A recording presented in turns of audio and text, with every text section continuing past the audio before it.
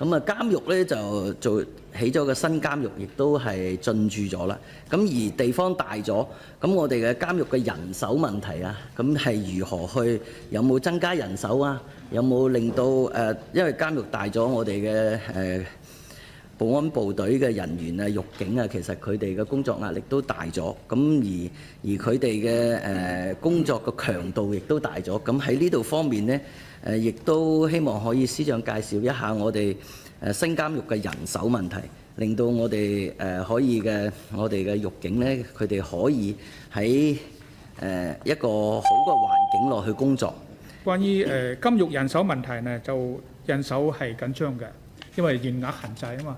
咁啊，而家報一個大家即係唔係好中意聽，但係我亦自己都唔係好中意嘅一個消息呢。最近即係懲教呢，就係招咗61個，本來7月份就要開始就職㗎啦。